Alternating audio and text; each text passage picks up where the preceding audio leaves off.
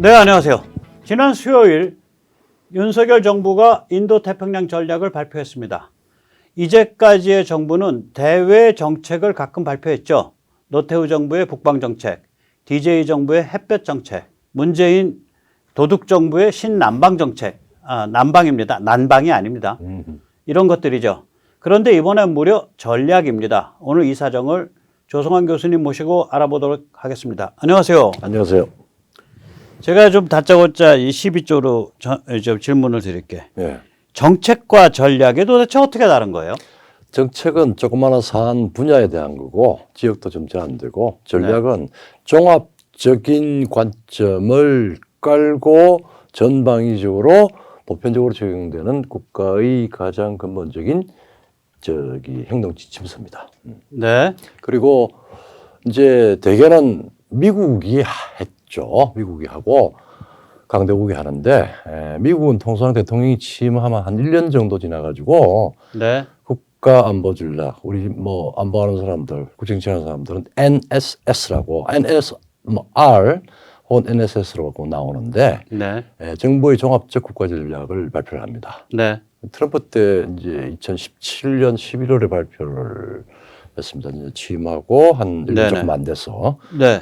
이제 바이든은 트럼프와의 차별성을 두기 위해서 상당히 많이 바뀌었죠. 취임하자마자 21년 작년 3월에 임시 국가 안보 전략, 인트림이라고 그래요. 네. 그걸 발표를 했고, 정식 국가 안보 전략은 또 우크라이나 사태가 생겼습니다. 전략이 생겼습니다. 네. 전쟁이 생겼습니다. 그래서 얼마 전에 10월 달에 발표를 했습니다. 네네. 아까 반복을 하면은 정책하고 전략인데 종합적인 국가 전략을 전략이라고 그러고 그다음에 이제 뭐 어떤 경우에는 닥트린까지도 이야기를 하는데 정책은 사안의 제한이 있는 그런 겁니다. 네. 간단히 말하자면 이제까지는 대한민국에서는 정부나 대통령이 전략이라는 걸 발표한 적은 없었다. 주로 정책 발표만 있었다. 이렇게 말할 수 있겠죠. 그런데 이제 요번에 그런 발표된 게 과연 이게 전략이라 부를만 하냐. 먼저 이번 전략이라고 부르려면 이거를 먼저 거기에 일단 어떤 근본 관점이나 근본 사상이나 뭐 이런 게 좀 깔려 있어야 되는 거 아니에요? 그런 게 있다면 뭐라고 정리되겠습니까? 그게 이제 이 자유, 민주주의, 법치, 인권 등 인류 보편의 가치에 기초한 규범입니다. 그리고 현재 현대 국제법에 기초한 규칙을 따르는 그런 국제 질서를 강화하고 우리가 또 수행하겠다라고 하는 한 문장으로 요약이 됩니다. 내가 규정하는 게 아니라 그 전략 발표에 박진영 외교부 장관이 발표한 첫 문장입니다. 자유, 민주주의, 법치, 인권 등 인류 보편의 가치에 기초한 규칙 기반 국제 질서를 강화한다. 이 한 문장으로 딱 추격이 됩니다. 그런데 그거 어디서 많이 들어본 표현이거든요. 그렇죠. 예를 들어서 이제 그 미국과 유럽 국가들이 중국 및 러시아를 겨냥할 때 사용하는 표현입니다. 이게 이제 아시잖아요. 규칙 기반 국제 질서는 rule based international order. 저 그림에서 보듯이 이거 구글링해서 찾아보면 인터내셔널 룰 베이스드 오더 이거 찾아보면 뭐 1억 개 이상 나와요. 그렇죠. 검색 결과가 조회수가 아니라. 그런데 그리고 이제 인류 보편의 가치 이건 우리식으로 표현하니까 그렇게 표현되는데 그 사람들은 뭐 자기 문서를 쓸 때 그러니까 서방 가치라고 표현을 해요. 그런데 이게 이제 그 사람들이 요즘 말하는 서방이 서쪽에 있는 유럽이나 미국만 가르치는 게 아니에요. 가르치는 게 아니에요. 그 사람들이 말하는 서방은 일본, 한국, 대만 이런 데를 포함하는 그게 그 사람들은 그걸 서방이라고 불러. 그냥 웨스턴 월드. 그러니까 이제 그 유럽을 기준으로 유럽과 미국에서 발전한 개인, 민주주의, 시장, 신앙과 종교에 대한 존중 이러한 가치를 사회 근본 가치로 삼는 정치 질서는 그 사람들은 요새 다 서방이라고 불러요. 그렇죠. 그러니까 저는 만약에 달에 인간이 마을을 만들었는데 그러면 거기도 이제 그 개인이라든지 자유가 있을 거 아니야. 그래서 자치를 할 거 아니야. 그럼 아마 거기도 우리가 서방이라고 부를 거라고. 그렇죠. 탈서방. 예, 그렇게 되는 거예요. 그러니까 이제 참 뭐가 많이 이제 달라지는 건데 그러면 인도 태평양 전략이라는 문건은 미국 등 자유진영 리더 국가들이 사용해온 관점을 윤석열 정부가 흡수해서 표현한 거다. 이렇게까지 그냥 뭐 말할 수 있는 거 아니에요? 그냥 당연히 쉽게? 그렇죠. 예. 당연히 좀 당연히 그런 거죠. 최근에 와서 이제 20세기 후반에 우리가 좀 민주주의와 인권 그리고 주권 체제로 이루어진 게 말하자면 보편적인 그 보편적 가치입니다. 근데 이제 우리가 이 세계가 그렇을 뿐만 아니라 우리는 거기에 가장 정말 진정성 있게 실행을 해서 세상에 다 연결된 그 현대의 그 문명의 가치에 이 중국은 다른 최근에 들어와서 다른 말을 썼습니다. 그 시진핑이 중국몽을 주장하면서 안으로는 중국 제국의 영광을 재현한다고 그러고 밖으로는 세계 혹은 인류 운명 공동체라는 개념을 주장을 했어요. 아니 망하려면 지 혼자 망하지 왜 나랑 지랑 운명 공동체라는 거야? 그러니까 서방의 자유와 막 들이대네. 그러니까 자유, 법치, 민주주의, 인권은 그거는 말하자면 유럽과 미국의 가치고 우리는 오래전에부터 세계 천하를 호령하고 천하를 자유롭게 하고 천하를 깡패가 말로는 뭘 못해. 말하자면은 수사적인 차원에서 자기 중심의 세계를 주장하고 거기에 편입되어라. 아니면은 미국과 이 지금 이미 보편적 가치가 된 이 상황에 대해서 우리 지분을 달라 있는 이야기죠. 네. 그리고 이제 이 우리 뭐 바로 좀 까마득한 건지 지금 살아있는지 뭐죠. 문재인 정부가 이걸 받아들여 가지고 그림에서 보듯이 그 문재인은 공산당의 관점과 사상을 받아들이는 거죠. 이에 반해 이제 윤석열은 미국과 자유세계의 정치학적 관점을 받아들이는 겁니다. 사실 회복이죠. 예, 그러니까 이제 저가 좀 이제 윤석열 정부를 깔려고 하는 게 아니라 제가 좀 말버릇이 좀 야박하잖아요. 예, 야박한 말버릇을 표현하면 이거죠. 이제 지난 몇 년 동안 미국과 자유진영 내부가 중국과 러시아, 특히 중국을 어떻게 감당할 거냐. 이 세계 군사 지정학 전략을 두고 자기들끼리 피 터지게 싸웠죠. 그렇죠. 그 결과 이제 그림에서 보듯이 트라이엑셀리즘 이제 저희가 규정한 개념이죠. 사실 우리 조 박사님이랑 전화 통화하면서 저 이름 붙였잖아. 맞습니다. 삼축주의, 그러니까 삼축 킬체인이죠 지금은. 그렇죠. 이 진영이 이긴 거예요. 그러니까 이게 공화당이든 민주당이든 사실 이 삼축 킬체인을 쓸 줄 아는 삼축 진영, 삼축주의 앞에 무릎을 꿇은 거예요, 사실은. 그렇죠. 저는 지금 펼쳐지고 있는 게 뭐 바이든이나 카말라 해리스나 뭐 펠로시가 주도하는 게 전혀 아니라고 봐. 그 머리가 안 나와. 안 나와. 그럼 이제 이게 뭐냐면은 제가 이제 우리 백모선에 탈출해서 설명을 드렸지만 미국이 실시간 감시 정찰 정보를 제공하고 또 미국이 무기를 제휴하되 현지 국민들이 우크라이나 사람들처럼 자유공화를 위해서 목숨 걸고 싸워야 돼. 그렇죠. 또 동시에 미국뿐 아니라 자유진영에 내놓으라 하는 국가들이 또 기업들이 다국적 기업들이 일치 단결해서 같이 경제 제재를 때려줘야 되는 거예요. 이게 이제 그게 세축이 되는 거죠. 그렇죠. 이러면 이제 그 러시아나 뭐 중국과 같은 슈퍼 깡패라도 핵무장 슈퍼 깡패라도 한 번에 골로 간다 이건데 이제 그렇죠. 이 삼축주의 진영, 이 삼축 킬체인을 사용하는 진영이 사용해온 단어가 규정해온 단어가 바로 이게 보편적 가치를 공유하는 가치 동맹. 그렇죠. 가치 공유, 가치 동맹, 규칙 기반 국제 질서 이런 용어들이에요. 그런데 윤 대통령의 인도 태평양 선언이 전략이 이 삼축 킬체인, 삼축주의 트라이 엑셀리즘이 이때 가장 공들여서 쓰고 있는 그 개념을 고스란히 쓰고 있는 거야. 그 얘기 뭐냐? 이 삼축주의 진영한테 그 그룹한테 윤 대통령이 그래 우리 대한민국 같이 할게. 같이 할게. 라고 그냥 툭 하고 던진 거지.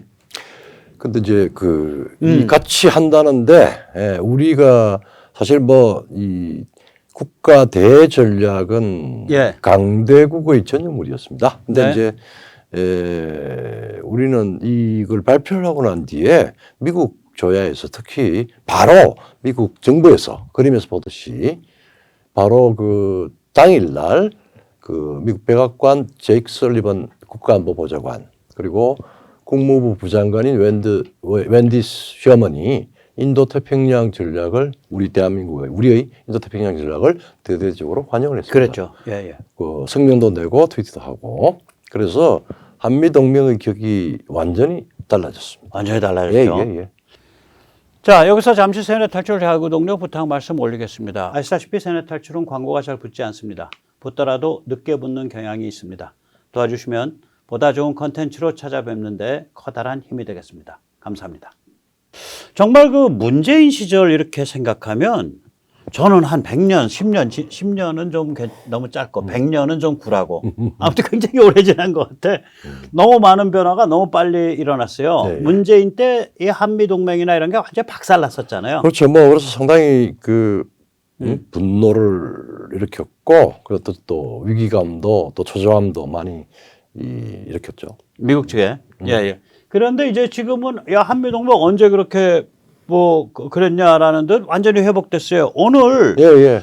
그 저기 어디야 그 달러 환율 그러니까 달러 대비 원화의 환율이 1262원 63원까지 떨어졌어요. 그거는 EU화에 비해서 우리가 이게 역전이 일어난 거 아닙니까? 예, 그러니까 EU가 지금 전쟁 전 대비해서 한 6.56% 정도 환율이 올라가 있는 상태인데 그렇죠. 우리는 지금 만약에 1262원이 63원이다 이러면 우리가 한 5.5%밖에 안 돼요. 그러니까 우리가 유로보다 더 안정된 화폐야. 그리고 옌보다는 그 안정성이 한 3배 높아. 그리고 중국 위안보다는 안정성이 2배 높아. 그렇죠. 그러니까 굉장히 안정된 통화로 치는 거예요. 이게 지금. 그러니까 지금 세계 경제가 굉장한 2달 전까지만 해도 안 그랬어요. 그렇죠. 위기 상태인데 한국에 대한 민간 기업의 멀티내셔널 세계 기업의 그 말하자면 평가가 반전이 된다. 완전히 번 거예요. 그러니까 2달 전에 불과 10월 초에 EU보다 우리가 좀 불안정한 화폐였고요. 불안정한 통화였고 위안화랑 우리가 비슷했고요. 그 다음에 엔화는 우리보다 한 2배 반 정도 불안했고. 예. 그런데 지금은 그러니까 저 폭을 기준으로 변화 폭을 기준으로 퍼센트를 기준으로 했을 때, 근데 지금은 이게 EU랑 우리가 바뀌었고 엔화가 아니 중국 위안화가 우리보다 2배나 더 환율이 오른 상태예요. 우리가 한 5%인데 걔들이 한 10%. 그러니까 이거는 이제 한미 관계가 복원이 되면서 이제 그 보통 여우들이 아니잖아요. 돈 다루고 기업하는 사람들이 저 집 될 집이다 이거야. 그렇죠. 여러 가지 상황 보니까. 그러니까 이렇게 되면 뭐가 좋냐면 우리가 미국이 한 번 더 이자율을 올리더라도 우리가 덜 쫓아가거나 약간만 쫓아가는 신용만 하더라도 우리는 그 환율 방어하고 인플레 방어하는 거라. 그렇죠. 세계 경제 위기에서 그러니까 선방하는 이자율이 낮은 상태에서 그걸 방어할 수 있으니까 그다음에 경제나 이런 데가 덜 고통스럽죠. 그렇죠. 기업하는 사람들이. 아무튼 그런 면에서 윤 대통령 올해 한 해 고생하셨습니다. 그런데 자, 미국이 이렇게 대대적으로 환영한다라는 것은 미국은 지금 모든 촉각이 지금 중국에 곤두서 있잖아. 그렇죠. 중국 제압 순치하겠다는 거예요. 그러면 미국 입장에서는 이거를 그 사람들 표현도 그래. 인도태평양 전략, 그러니까 대한민국의 인도태평양 전략이 겉으로는 중국을 겨냥한다. 그런 거 없죠 전혀. 포용. 중국을 콕 집어서 겨냥한 거. 또 외교부는 우리는 어떤 특정 국가를 배제하지 않습니다. 이렇게 해서 딱 잡았대. 예. 그런데 미국이 환영하는 건 이거 미국 쪽의 해설을 들어보면 대한민국의 인도태평양 전략은 미국과 입장이 같다. 중국 겨냥하는 거다. 이런 식으로 얘기를 한다고. 그렇죠. 예. 그거를 어떻게 봐야 되는지 한번 그 문서를 기준으로 해서 한 번씩 문서를 기준으로 하든 뭐든지 한번 확인을 해볼까요? 그렇죠. 예, 어떤 측면? 예. 그래 보시죠. 그럼 우선 세계 지도를 한번 보시죠. 그 지도 그림에서 보듯이 인도 태평양이면 사실 지구 전체입니다. 예, 그 지금 노란 선에 이렇게 안에 들어와 있는 그 땅 지역들인데, 그렇죠. 저기가 중국을 별도로 했을 때 인구가 전 세계 인구의 한 얼마 반은 넘죠 그래도. 반은 반은 넘어. 중국까지 넣으면 거의 70%고 네. 중국 빼면 한 반은 넘을 거예요. 근데 우리 저기 대한민국의 인도태평양 일단은 구도상은 중국까지 포함이 됩니다. 그래서 어쨌든 이게 난 빼고 싶어. 빼고 싶은 건데 외교부는 넣으라 그러면 저는 빼고. 그러니까, 제가 그린 그렇죠. 주도인데. 그렇죠. 그래서 이제 중국을 잠재적으로 일단은 이제 갈로 하거나 뺏겨 놓고 하면은 사실 유럽 빼고 뭐 남북 아메리카 대륙에서 대서양 쪽 빼면 되죠. 그리고 북극해 시베리아 아까 푸틴 먹으라고 빼줘도 주어주고. 그다음에 뭐 지중해 일대는 그 뭐 빼다 마나 아주 밀접한 관계 가지고 있고. 예, 바로 그 스웨즈 통과하면 되니까. 그리고 이제 이렇게 보면은 중국이 최근에 한 10년 동안에 세계를 뒤흔든 1대1로 전략 거기에 안고 핵심 지역과 우리하고 충돌하게 돼요. 지금 우리의 인도태평양 전략과. 이 일본이 인도태평양 전략 선언한 적 있나? 없는 것 같은데. 일본이 아베가 2015년에 예. 인도태평양 구상이라고 해가지고 간단하게 했는데 별 주목을 못 받았어요. 예. 왜냐하면은 일본은 몰래 해상국가에다가 뭐 영국과 비슷한 그런 걸 받는 데다가 뭐 또 장사 경제동물로 뭐 상당한 일본이 진출돼 있었고 그래서 뭐 그냥 그러는가 보다. 아베는 별로 그때 그리고 이제 이미 그때 얘기하고 지금은 문맥이 다르잖아. 문맥이 완전히 다르죠. 2015년만 해도 다 쎄쎄쎄하고 중국까지 잘 가자 하냐. 그렇죠. 그러니까 왜 생뚱맞게 그러느냐. 그런데 별거 없는데 2016년 트럼프 당선 이후에 이제 그때 인도 태평양이라는 용어, 지금 인도 태평양 용어는 반죽이거든 바로. 두 개 이제 중국이 1대1로를 시진핑이 신형 대국 관계다 뭐 이런 식으로 해서 이제 미국과 어깨를 겨루겠다는 이제 그 태도가 나오고 그 다음에 미국은 에너지 자립을 할 수 있는 그 위대한 셰일 오일 혁명이 일어났고 그 다음에 미국의 경제가 소위 말하자면은 탈냉전 글로벌리스트들이 해서 전부 브릭스 크게 보면 브릭스고 작게는 시진핑하고 푸틴한테 그냥 셈셈이 하다가 다 공동화되고 힘들어지고 뭐 이랬단 말이에요. 그래서 그 말하자면 시스템이 바꿔야 된다는 게 세계에서 가장 강자인 미국에서 선회를 합니다. 네네. 독수리가 용을 잡아야 되겠다라고 하는 게임이 벌어지죠. 그리고 1대1로에 대해서 미국이 인도태평양 처음에는 구상 전략 지금도 부가적으로 뭐 이제 칩 동맹까지 막 붙어 있죠. 칩 동맹은 조심해야 돼. 자, 제가 말이죠. 이 인도태평양 전략의 문건에서 제가 굉장히 그 주목하는 그 구절이 있어요. 그 단어가 개념이 이게 우리 이 선언에 한국의 창조적인 단어입니다. 네, 뭐 아무튼 근데 그게 이제 영어로 표현되면 뭐냐면은 이게 한국말로 돼 있을 때는 글로벌 중심축 국가예요. 그래서 뭐 글로벌의 중심축에 서겠다는 건가 보다 이런데 영어로 이게 이제 영어 한영이 다 있거든요. 버전이 영어가 뭐냐면 글로벌 피벗 스테이트. 글로벌 피벗 스테이트예요. 이게 이제 그림에서 보듯이 피벗이라는 단어가 이게 그 특이합니다. 우리가 이제 피벗 투 에이시아라 그랬었지. 오바마 때. 오바마 때 말. 근데 그때는 피벗이 그게 동사로 쓰였어요. 그렇죠.